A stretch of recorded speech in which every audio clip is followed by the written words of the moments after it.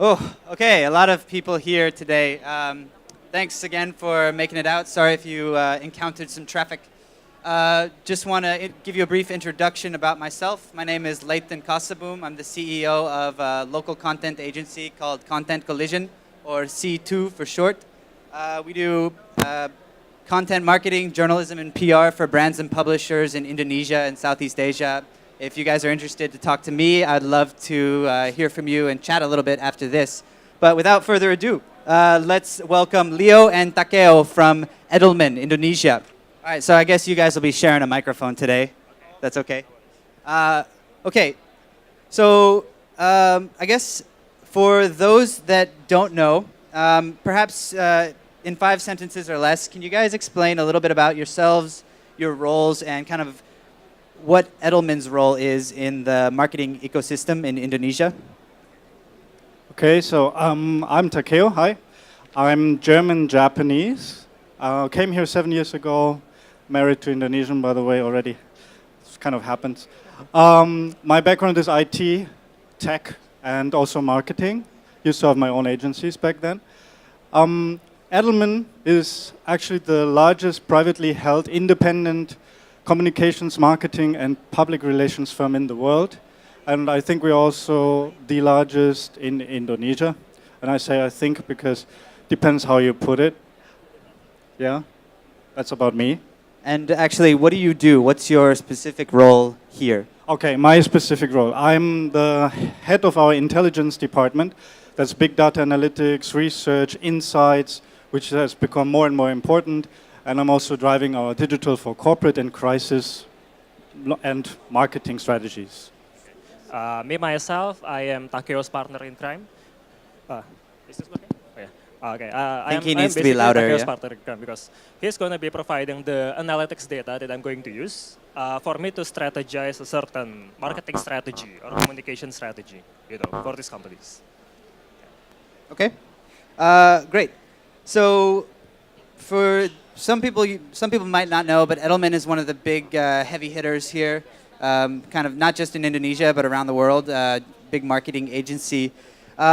So I guess, Leo, this question is for you.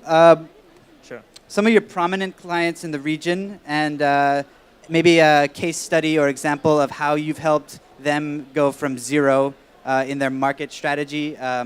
Yeah, take us on a journey. What clients have you helped devise a market strategy from zero for? Okay, I think Edelman has plenty of clients that, we built the marketing strategy from zero to a hero. But what I'm going to take you through is probably one of our biggest clients at the moment is HP. Because we're working on HP not just on the public relations basis or the digital side, but also on the social media side. And what we do is actually we come up with a platform where we don't just tell the products, but we tell the stories of the products, Because for us, essentially, what's most important for us is 2 key items for a brand to succeed, right? First is the brand preference, and then is the lead to sales. Now, what we do for HP is we get a hold of the narrative, the story. What kind of story are you going to tell through the mouth of influencers, for instance? And what kind of platforms does the brand use to tell their story, right? It builds the preference. And then on the digital production side, we're helping, we connect them with partners to lead to sales. For instance, like with Bineka and other e-commerce platforms. In a way, it's quite holistic, it's quite big, but yeah, I think that's one of the biggest sample that I can give you at the moment. Yeah. Okay, so then before you onboard them, what are like the key things that you need to know before you can even get started? What are the things the first questions out of the gate that you ask your brands? Definitely their budget. No, just kidding. But there are 3 things that this is most important. Yeah. First, of course, is about the product itself. Okay, because brands, I think, they don't know about what is the unique side of their products. Right? What are the unique strengths of their products? Sometimes this is a unique key selling point that they need to identify themselves. What makes you different compared to your competitors. Right? Second, it's about your audience. Because nowadays, I think most brands are looking at audience through a demography perspective. You don't see them through a psychography or how they think. what is their problem that you can solve by using your products, right? And the third is, of course, the landscape. Who are your competitors? And then, what's the political condition? Is it conducive for your brands and stuff? And what makes the market unique compared to different markets?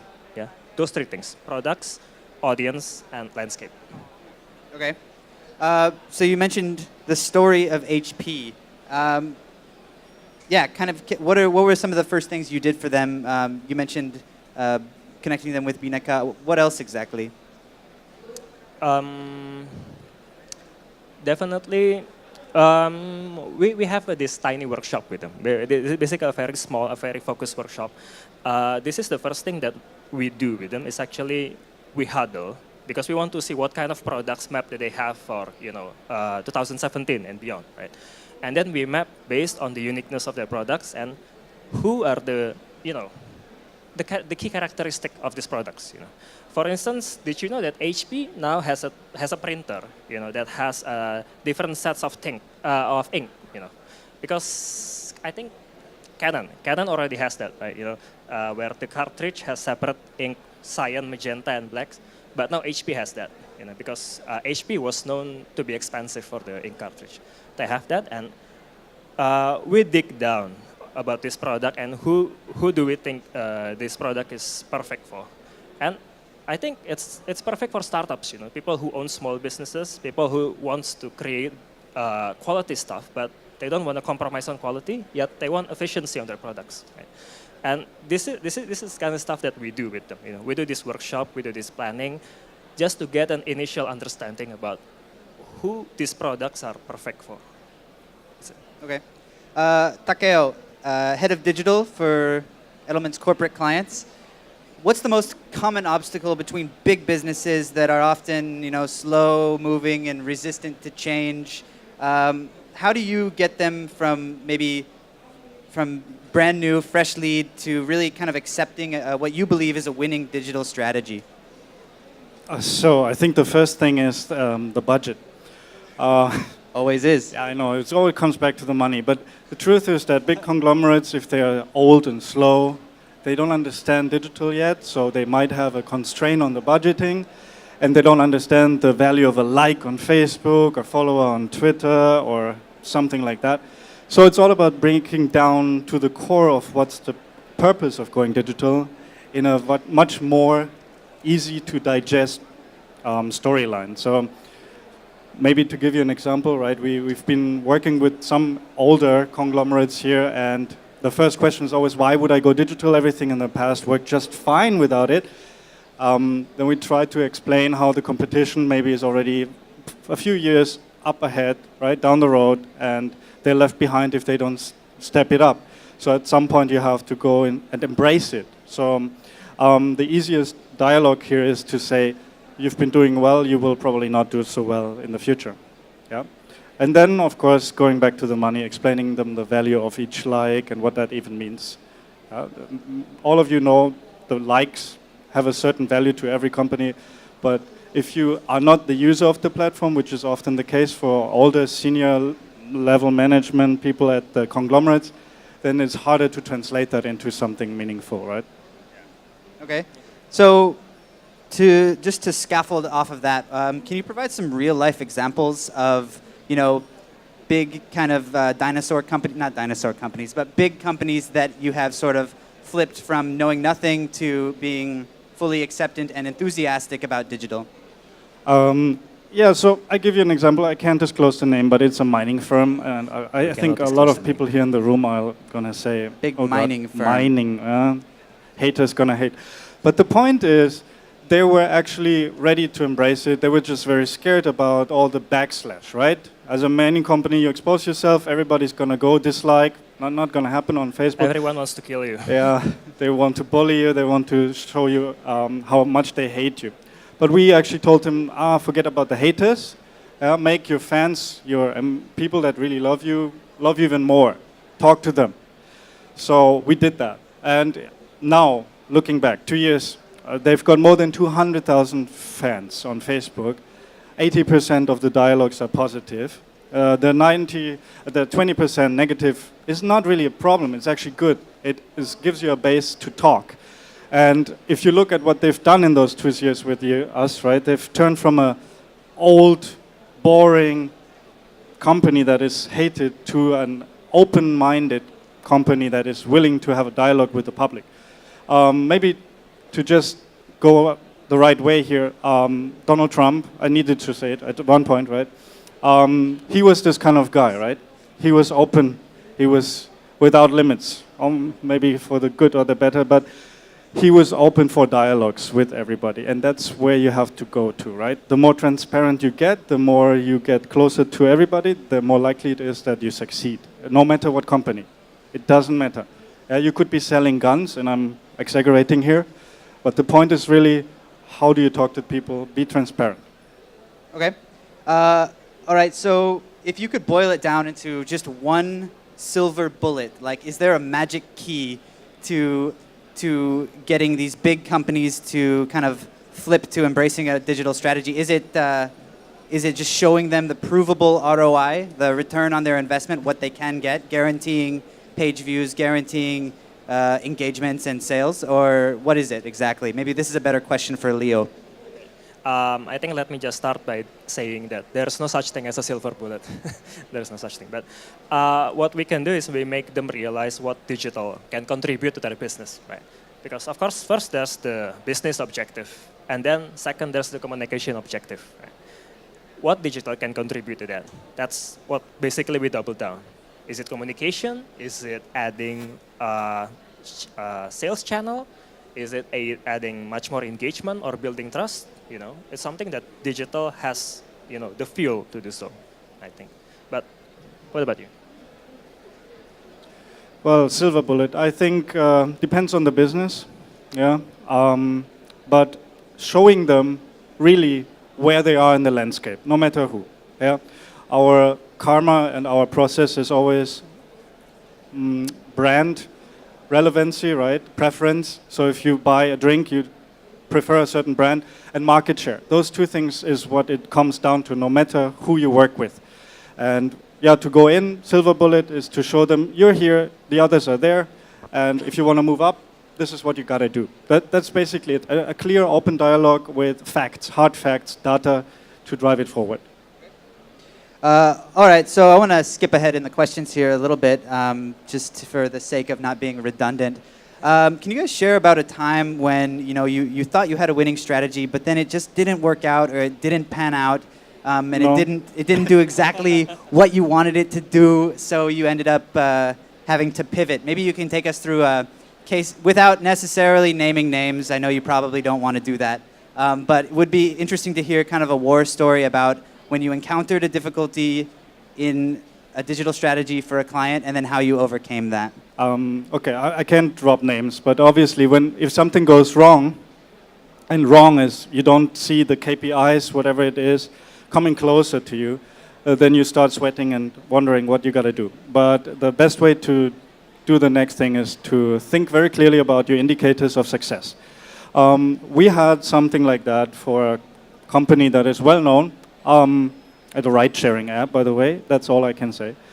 And we saw things not happening the way they should go. So we had to rethink the strategy. And to basically, sometimes it's the best to cut off the entire strategy and rethink it from the ground up. Taking what you've learned into a new strategy, forward going with whatever KPIs you have, but maybe you also need to rethink your KPIs, okay? KPIs are something that everybody loves to drop, but maybe they're the wrong KPIs. Like, what's an example of this case that you're talking about? What were the KPIs you were looking for? Well, obviously, a positive coverage, understanding of what it is, yeah? News coverage, right? Yes, and in many cases, think about ride-sharing apps, they're misunderstood as taxi companies, and we all know here in this room probably that they're tech companies. So the dialogue was to change it towards that, and it was a hard ride, a tough way to go forward. And also, I think what's most difficult is that, often as marketers, we, of course, and the brand itself, we often fall to a trap where we think we know the audience best. I think I'm going to give you just this one example that, for instance, a certain brand that I won't be able to name here.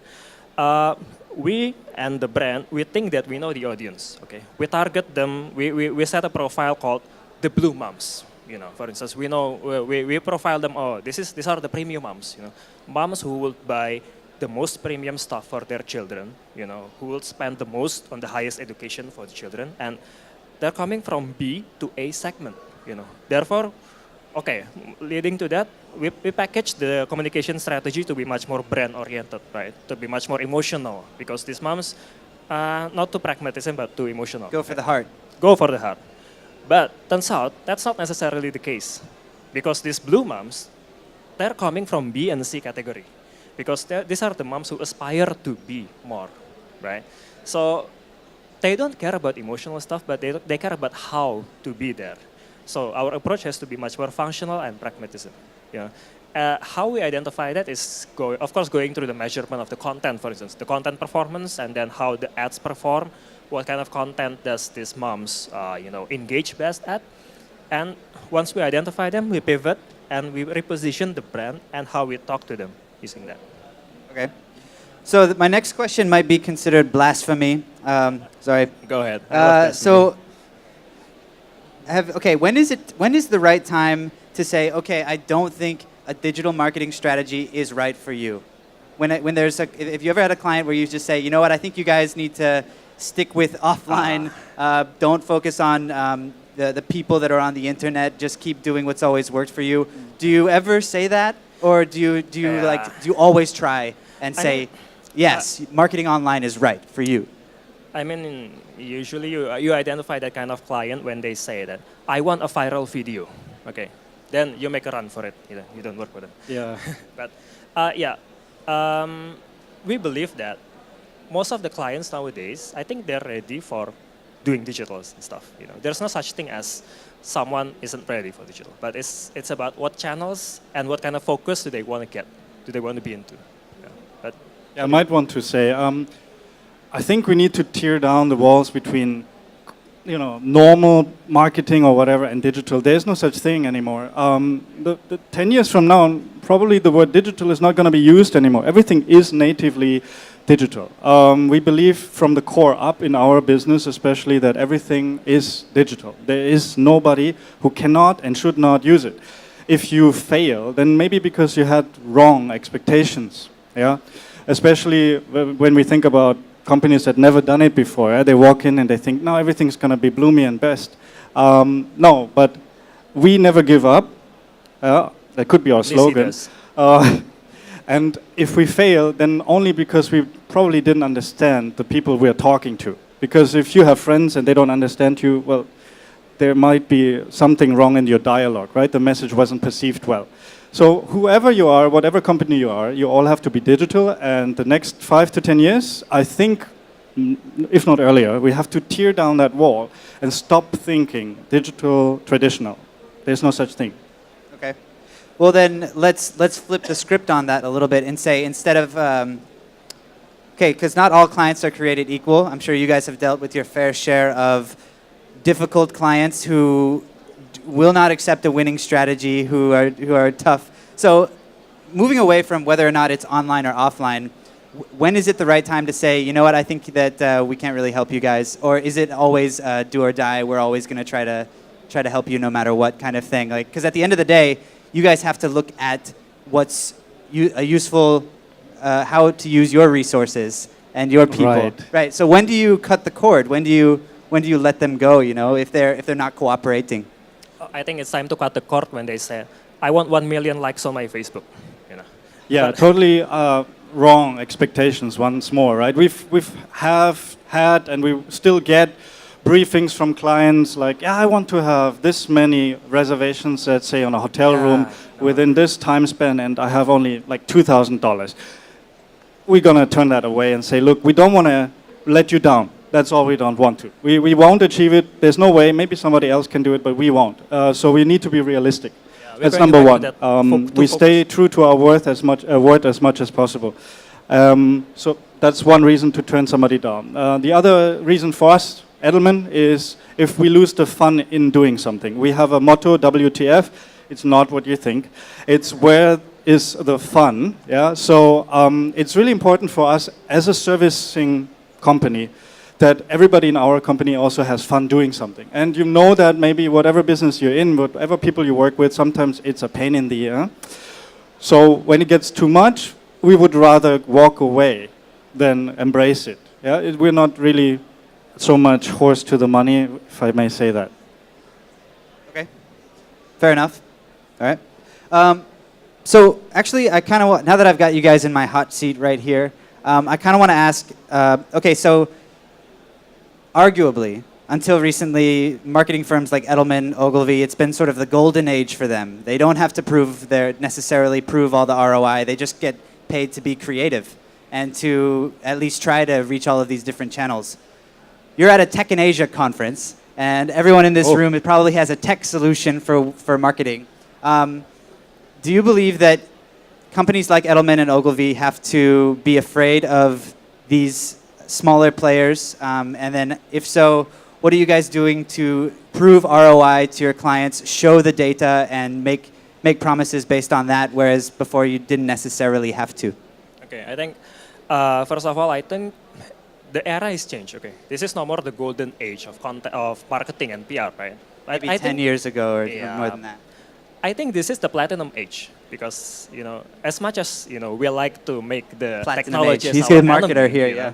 Actually, the technology is empowering marketing at the moment, It's very critical for us to get insights, to get numbers, to get data, right? It allows us to get more, And I think what technology brings for us is actually enriching the content of storytelling itself, Back then, we only have the medium of TVC. We only have the medium of PR. And you guys have to cope with some kind of celebrities to endorse a brand, right?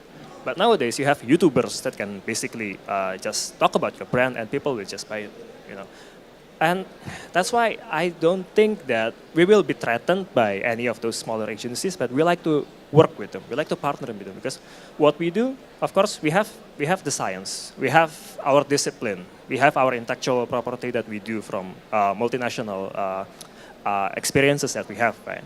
But what we lack, of course, sometimes is, I don't know, should I say the smaller technological creation, probably to do that? Yeah, I mean, to pick it up, I think what we all have to agree and come down to is we all cook with the same water, right? It's only about how we use it. What Edelman does, and we do recognize all small players in the market, there are obviously at some point our competition, but we rather work with them as partners than trying to undermine them. We're not like this big bully. But what Edelman does and what we still constantly do is innovate. We are very flexible. So just to get back to what I'm heading is the intelligence center. We didn't have one 2 years ago. Now we have one. We have big data analytics, we have insights, we have research, we have on the ground, off the ground, we have predictive content analytics. Some major innovation going on there. We're actually developing products in the tech space, so we're kind of working to be a tech company. Because our biggest fear is that we, as a big company, kind of miss out on what's going on. So we're here in this room because we truly believe that each of these companies could be our biggest threat.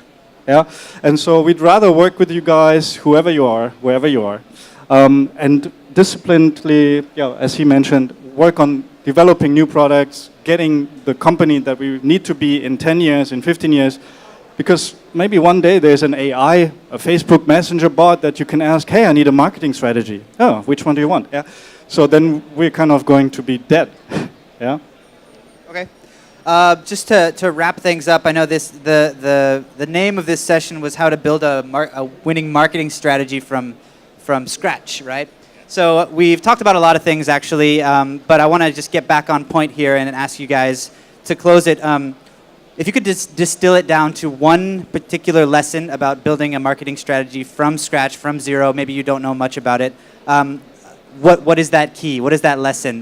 We'll get you, Takeo, and then Leo. Okay, me first, yeah. So maybe, I don't know what you guys do, maybe you're students, you still already have a startup, but it comes all down to one thing, understand your audience. And that's harder than you think, because sometimes you might know that you think you know your audience, And only later you understand that was not really the people that I should have talked to. So be flexible, stay dynamic, and always stay open for input, okay? Never take any critics critically. In fact, embrace it, take it in, and make something new out of it. If somebody says, I don't like this, then listen. Don't say, but it's amazing. Everything is amazing. Every idea is awesome. But if you don't listen, then you cannot change. And adaptive change is the only way to success. Your critics are often the best ones you can learn from, your best teachers, right? Yeah. It is. And I just want to highlight what Takeo is saying. To know your audience, it doesn't mean that you have to, read them in face value. Because nowadays, I think technology allows us to target them using, this very detailed Facebook targeting system, for instance, or a very advanced programmatic ad buying. You can get down to the psychographics with it even Exactly. too. You need to go deeper. You need to understand what makes them tick. What is their problem, and then find whatever it is that your product or your services can do to solve that problem. That's it. All right. Thank you guys very much for joining me on stage. I hope that the audience got some value out of it. These guys are going to be around, so if you guys want to approach them or mob them with your business cards and questions, don't hesitate. In the meantime, are we done, or are we doing a Q&A with the audience? Let's do a quick Q&A. Sure. So we'll do one question. Is there one question that you really want to ask? I'll open it up to one question. Anyone? Oh. This young lady over here. Sorry about that. Hi guys, thank you for the speak. Just on behalf of startup, I just want to quickly ask you guys a question.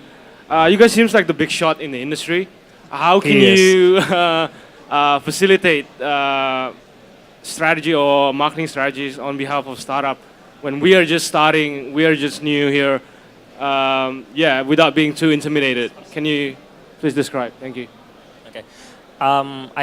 I just want to say that we love working with startups because I think startups allow us to explore much more wilder ideas compared to more established brands, right? And I think for us, that's how we like to proceed, right? I mean, we like to take an unconventional approach towards startups. It doesn't necessarily that we will bill you with the highest billing possible, no, but we can come up with something that really works, something really effective, something lean and mean, But you have more experience than that. Yeah, I think I know where this question is coming from, right? The big bucks, right? We are cheaper than you think. Talk to us. Number one. Number two, we respect everybody equally, no matter if it's a conglomerate or a one-man show. We are open for dialogues all the time, and we are not here to make money on the dialogue, right? So what we like to think is that if we invest as well in you as a startup, and we believe in you, then you will grow with us. We want to have a mutual partnership, long term, especially if you think about a small startup that was Uber one day, it's a trillion-billion company, right? We believe there is somebody like that in Indonesia every once in a while, and so we're willing to talk to you guys, and we've been working with associations, for instance, the FinTech Association for a while, and we also work pro bono sometimes, yeah, and we are willing to do all that, yeah. I would say partner with players that can prove the ROI when you don't have to pay anything up front. Performance-based. So whoever can offer you performance-based execution where you don't pay until you see the results, I would say partner up with those guys before you consider investing a lot of money up front, because you're a startup. So you're going to want to get the most bang for your buck and pay retroactively. That's my most practical piece of advice, I would say. Very good advices. So I want to thank you for joining us today in this stage. Thank you for having us. I want to thank you. Yep, sure. Thank you, Takeo. Thank you, Leo.